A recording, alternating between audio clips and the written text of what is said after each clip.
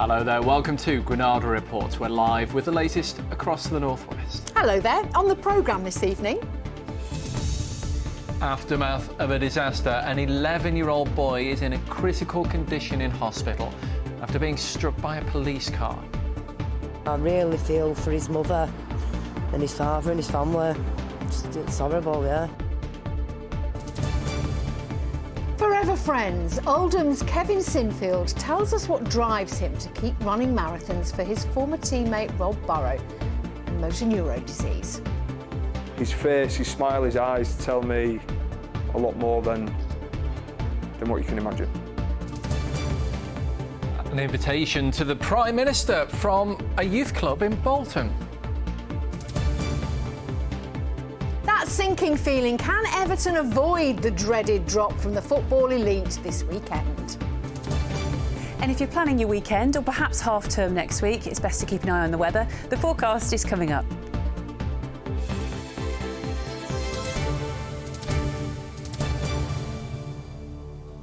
All of that coming up. But first, an 11-year-old boy is critically ill in hospital tonight after being struck by a police car on the way to an emergency in Lancashire. The boy, who's not been named, was crossing a road in Lancaster last night when the incident happened. Our correspondent Mel Barham is at the scene now. Mel, you've spoken to people who were there moments after this distressing incident. Yeah, that's right. I've been here most of the day talking to locals, as you say, some of whom witnessed the distressing aftermath of what happened here last night. And there's a lot of shock, a lot of disbelief, and it has to be said, a lot of anger from some locals here directed towards the police about this incident. Now, as you may be able to see, there's not a lot actually left here at the scene to show what happened here last night, except for a sign and a traffic cone where traffic lights used to stand. That was knocked down. And as you can see, this is a busy main road in and out of Lancaster. We're just next to a children's park. And it was just before 8:30 that an 11-year-old boy and a friend were crossing the road at the junction here when one of them was hit by a police car that was responding to another emergency call. Now, it was a marked police car, a Peugeot 308 hatchback, which we understand did have its light and its sirens on at the time. This photo, taken by a witness that was given to Granada Report, shows the damage to the car's front. Now, the boy was taken to the Royal Lancaster Infirmary and later transferred to Alderhay Hospital. That is, of course, a specialist children's hospital where he remains in a critical condition tonight. He hasn't been named, but I have spoken to one lady today who says she knows him and his family, and they are just so shocked by what has happened. I heard he was alive when he went to hospital, but I haven't heard anything since, so hopefully he's okay. Because it's a sad situation. Everyone around here, we're a community, do you know what I mean? It's horrible, and I really feel for his mother and his father and his family. It's horrible, yeah.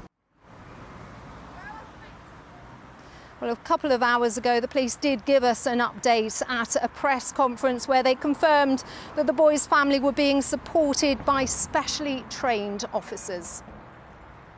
Now, I appreciate there'll be lots of questions about what has happened and why. And I want to reassure you today that a full and thorough investigation will be carried out to establish the circumstances. OK, Mel, so Lancashire Police are saying this incident is going to be investigated. How's that going to happen? Well, this is standard procedure in an incident like this that results in either a death or a serious injury. The police will automatically refer themselves to the police watchdog. That will be an independent investigation by the IOPC, and they have told us that they will look at what happened here and they will thoroughly examine the circumstances prior to the collision, including whether appropriate policies and procedures were followed. But tonight, the police and locals here say that their thoughts and their prayers are with the boy and his family. A little boy who should have been getting excited about the start of his half-term holiday, but instead tonight is in hospital fighting for his life. Yeah, we'll keep you across any developments on that story. Mel in Lancaster, thank you. Next tonight, it's one of the most iconic TV moments of the year so far. Kevin Sinfield carrying Rob Burrow, who has motor neurone disease, over the finish line at the end of yet another marathon. Yeah, it's captured a special moment between two men, two teammates, two friends. Former rugby league star Kevin, who lives in Oldham, has now raised more than £7 million for research into MND. He spoke to our sports correspondent Chris Dawkes about what drives him to keep MND in the public eye, and also about his autobiography out this week and appropriately called The Extra Mile. Going back a couple of weeks, that marathon was incredible, but I suppose the image that everyone took from it was that one of you carrying Rob over the finish line. Why did you want to do that? We wanted to finish together, and the marathon was built on friendship and running for a mate with a mate. It was a really tough course, as everyone will tell you, and the heat was beaming down. Probably took a bit more out of both of us, actually. We had planned to go across arm in arm, but probably realised halfway around that wasn't going to be possible due to the nature of the day, really. So it was a special moment. It was a moment I'll cherish. It was, like I said, it was a great symbol for the marathon. And if anybody ever wondered what the Rob Burrow Leeds Marathon were about, then I think that picture tells that it was about friendship and love and looking after your mate and being there for each other. I remember telling him I loved him and what a great job he'd done, because it's weren't easy for him. I think what I've found over the last 3.5 years is that it's all right to be uncomfortable at certain moments, because the MND community have got a right fight and struggle on their hands, and I'm in awe of everything they do, and I'm inspired by everything they do, how tough they are, how courageous, how much spirit and humour they've still got. I'm really passionate about the MND community. I'm really passionate about Rob and the Burrow family. What you've done for the MND community makes up the bulk of this book as well. I mean, I read it as a bit of a love story, really. Love for your family, love for your sport, and love for your friend as well. Is that fair enough? Yeah, it's a really nice way to put it. Rob inspired me to write the book. Having done his own, he sat me down and he said, "You need to do one. I think you're a great story." And I thought, why not? I'll give it a crack. And actually, there is rugby in there, but not a lot. And I think it was really important to me. That. You say in the book, when you go and see Rob, that you say, when I leave him, I'm uplifted and I'm sad. That's two very conflicting emotions, isn't it? Yeah, and it's like that every time. Every time I meet somebody now from the MND community, I've got a real mix of emotions. I can't get my head around how horrific the journey is. And I don't care who you are, you cannot say you understand what it's like to have MND. You cannot. I love seeing Rob. I love spending time with him. The communication is obviously tricky because you guys have spent time with him. You understand when someone can't talk and you're communicating through smiles. His face, his smile, his eyes tell me a lot more than what you can imagine. I will always be passionate about this. I will always try and fundraise and support whatever I can. When I can't run anymore, then I find something else. Find another challenge, find something else I can do that helps. Yeah, all power to Kevin and to Rob, and we hope they stay strong. OK. Some other news making the headlines this evening, and two teenagers are due to stand trial in November, accused of the murder of Brianna Ghey in Warrington. The 16-year-old, who was transgender, was found fatally stabbed on a path at Linear Park in Culcheth in February. The trial of a 15-year-old boy and a girl who's 16 will take place at Manchester Crown Court and is expected to last for 3 weeks. A house in Liverpool has been evacuated and a man arrested under the Terrorism Act. Police and a bomb disposal team surrounded the property in Norris Green earlier today. It's part of an ongoing investigation into the alleged purchase of chemicals that could be used to make explosives. A 19-year-old is being questioned by counter-terrorism officers. Well, next tonight, the man behind a youth project in Bolton set up to empower young people has invited the Prime Minister to come and see why funding is so important. At Be the Change, a group of teenagers work to give others who are struggling a voice. This comes in the wake of a new study which shows nearly 2/3 of young people say the cost of living crisis is having a severe impact on their mental health. Claire Hannah has more. Can I get food? Better come in. The pioneering Be the Change project runs this youth centre, which is open 3 nights a week. Like the area where the project is based right now is one of the most deprived areas in Bolton and in the UK. We get kids that come here, they've not eaten or they're hungry. Young people are anxious, stressed, and we can see it. A recent study shows 4 in 5 young people are worried about their future because of the cost of living, and over 1/3 say they're lonely because they can't afford a social life. Here, though, it's free, it's safe, it's fun. It's fun! It's fun! Yeah, that's the one! And there are young leaders to help deal with issues. One example is young people are being guilty about asking their parents for money and stuff like that, even though they shouldn't be feeling guilty. People saying, can I turn the heating on? And then the parents being like it's going up too much, like just put a blanket on or something. Stuff like going on school trips.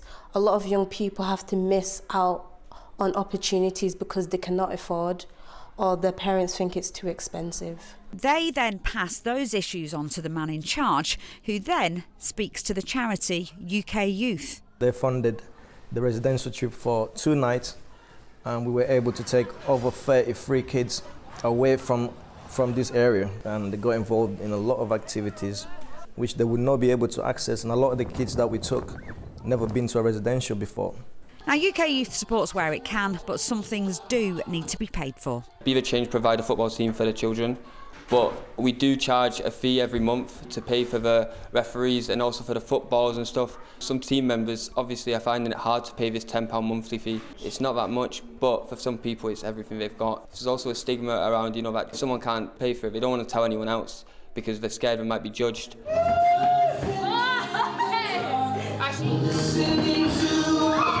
You've got amazing staff here, you've got these amazing young leaders, but there's only so much you can do. Yeah. Do you think the government should be doing more? Yeah, I believe so. The youth sector has been impacted massively. Like over the years, we've seen a lot of youth centres close. Without the funding, it's hard to keep these kind of places open. In March, the government announced £300 million will be spent over the next 2 years on facilities for young people where they're needed the most, along with more money so youth clubs can open for an extra night a week. Is that enough, though? In Bolton, there's an invite for the Prime Minister to come and see for himself. I'm sure our young people will be very happy to see him, so if he's watching this, you're more than welcome to come down and meet our young leaders, and they'll tell you how much support that youth projects need. So, an open invitation there. Rishi Sunak, it is over to you. Claire Hannah, ITV News, Bolton. Well, we've already heard from one sporting hero determined to make a difference on the programme tonight, so let's talk to 2 more. Yes, footballers Joe Thompson and Badr Al-Akkad both played for Rochdale, among others, but they also have something else in common. And that is that they're both survivors of a type of cancer called Hodgkin's lymphoma. The 2 friends came in a short time ago to tell us about the charity football match they've organised on Bank Holiday Monday to help beat the illness. We're grateful every day. It's also part of why we want to give back. It's just sort of our thank you to the powers that be of giving back to those who need it, giving back to those who are already in treatment because they need the help to be able to be in the positions that we're both in. You're at the other side of this experience, but you want to make a difference. Tell us about what you're doing. Tell us about the charity football match. Well, I think I should leave it to Badr because it was Badr's idea originally. We got put in touch through a friend, a former coach of yours, Michael Rains at Stockport County, and You know, I reached out to Badr and said, I will walk you through your treatment and we'll make sure we get you through it. And then once he did, he was like, right, I want to host a charity match, so we're making it happen. Yeah. So what I basically thought, the way it originally all started, so the name of like the foundation going forward is Ghost for Cure. And what it originally started was Stockport came to me because I was at Stockport at the time.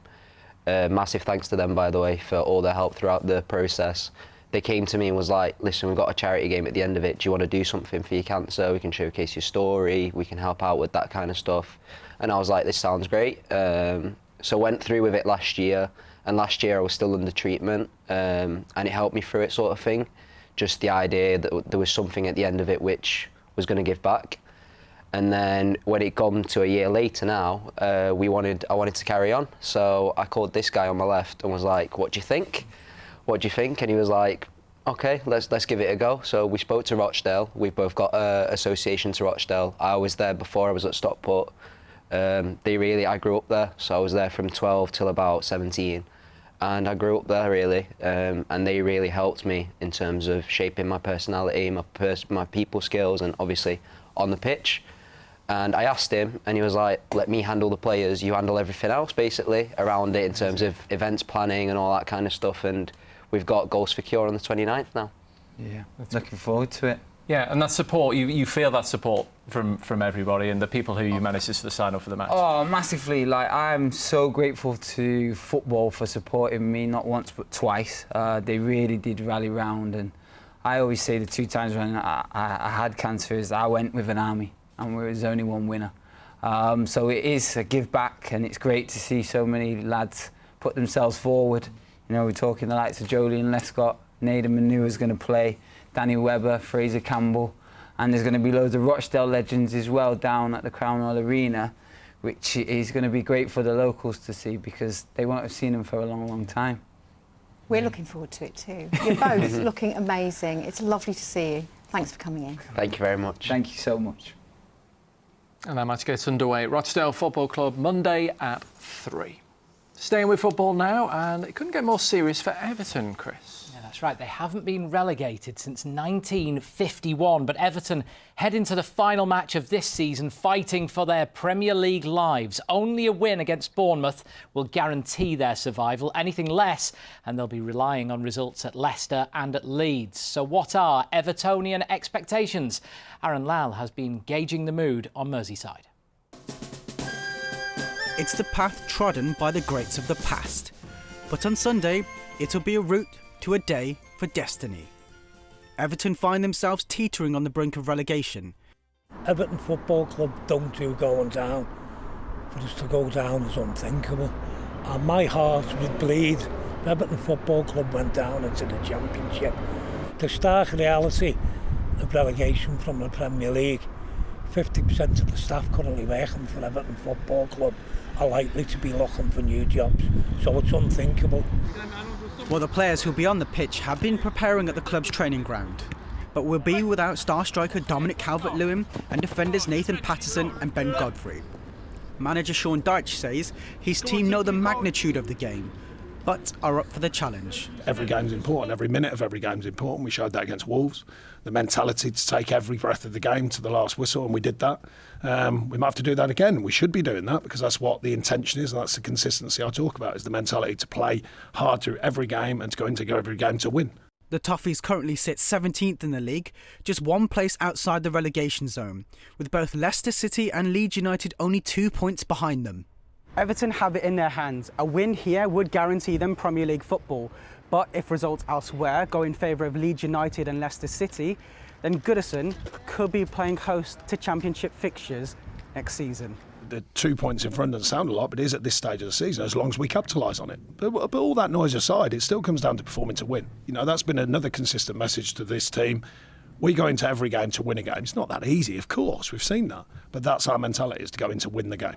A march is set to take place before the game, as fans will voice their frustrations. Many will be thinking what of the future, as the completion date for their new £500 million stadium gets closer by the day. Playing in a lower league will be devastating for fans. The last game of the season should be a cause for celebration, not for us looking over the shoulder and looking for the results of teams below us. So I'm really looking forward to the team putting on a good performance and securing our Premier League safety. But fans can take comfort from knowing they've survived this before. On the final day of the 1993-94 season, they came back from 2-0 down to beat Wimbledon 3-2, keeping them up. Well, the current stars will need similar matchday magic to extend Everton's stay in the top flight. Aaron Lal, ITV News. It's going to be a nervous afternoon for Everton fans on Sunday. Now, Jurgen Klopp says Mo Salah is still smiling despite his striker's frustration at not qualifying for next year's Champions League. It's the first time in 7 years that Liverpool have failed to clinch a top 4 spot in the Premier League. Salah posted on social media that he was totally devastated and that there was no excuse. He said, "We had everything we needed to make it to next year's Champions League and we failed. We are Liverpool and qualifying to the competition is the bare minimum." In the world of social media, so many bad things happen constantly. I don't think that was one of it. So it was just a normal description of his situation, of his feeling. And in that moment, directly after the game, he's right. There's not immediately a moment to send any optimistic messages. But maybe an hour later, a day later, I saw him now in the canteen and he was smiling. So I don't know for which reason. We didn't ask him, but he was not in a bad mood.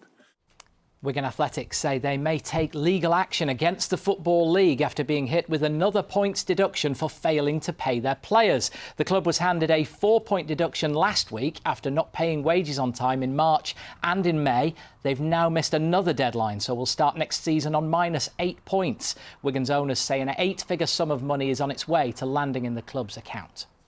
Now, to play at Wembley is every footballer's dream, and this weekend that dream becomes a reality for one Cheshire school team. Disley Primary School will play at the famous stadium in the final of the Utilita Kids Cup against Walsall. The children have been honing their skills as well as their celebrations ahead of their big match. They're the warm-up act to Stockport County's League 2 playoff final with Carlisle at Wembley on Sunday. Many of these players are county fans, so it could be a day of double delight. Just feels amazing. Just for a little school, we can get to a world-class stadium, Wembley. Very excited, but I'm also nervous at the same time. It's just going to be a great experience to play at Wembley. What are you looking forward to most about playing at Wembley? Knowing that loads of legends have played on the pitch and that I'm going to be playing there as well. I'm a massive County fan, so I'd sort of hope the stars would align if County didn't get automatic, and they have. So it's just such a massive deal for the school, for the boys, but also for Stockport County. Hopefully it'll be a double on the day. Come on, Disley! Come on, Stockport! Yeah, good luck to Disley and to Stockport County. We featured them, of course, earlier this week. We've also reported on a huge weekend for Manchester United women and for Sale Sharks. Trophies up for grabs for all three. If you missed them, all those reports are on our website, itv.com/Granada. Busy weekend. Yeah, big What one. a memory for those Disley kids. That's great. Thanks very Absolutely. much. Now, for something to make you smile all weekend, go to our website for the story of Alex, the 7-year-old from Burnley, who's about to become the bionic boy thanks to an amazing act of kindness. Just head to itv.com/Granada. Weather now, his show. Have you burnt tea again? I'm scraping the cooled oil into the bin, not the sink. Can we eat outside? It's nice. United Utilities sponsors ITV Granada Weather. Thank you. A very good evening to you. We go into this bank holiday with a feeling of certainty. It is going to be dry through the next 3 days. Fine, particularly tomorrow with warm spells of sunshine. Cooler for all of us during Sunday and into Monday. But the dry theme continues well into next week. Just above average temperatures for the time being, but you'll notice something slightly cooler temporarily during Saturday night into Sunday. Cooler air moving in from the north, but into next week, high pressure continues to dominate the UK's weather. So if you're planning to get out and about, it will be dry. Back to this evening's details. We've been chasing cloud amounts around today, much like we did yesterday, but one thing's for certain, tonight will be dry and very quiet, and it won't be chilly. 10 or 11 Celsius with long clear periods and a few mist patches developing before tomorrow morning, perhaps rurally dipping to around 6 or 7 degrees. Those are tomorrow's sun times, up at 4:53, setting tomorrow evening at 9:24. Saturday will start on a fine note for all of us. Plenty of sunshine for the northwest of England and the Isle of Man. A very gentle breeze, mist lifting quickly, and cloud will bubble up from time to time during the course of the day, particularly towards tomorrow evening. But before that, plenty of sunshine, and it goes without saying, high UV levels. 21 degrees will feel pleasant inland during the day. But by tomorrow night, cloud will build. That weak cold front pushes down from the north during tomorrow night, and into Sunday it'll be a cloudier day and cooler, 18 or 19 Celsius. Into Bank Holiday Monday, it's still dry. There'll be a bit more sunshine on offer for our part of the world. Tuesday looks to be a cracking day, with those temperatures slowly recovering as we go through next week. Here's the pollen. It's a little bit burnt. United Utilities sponsors ITV Granada weather.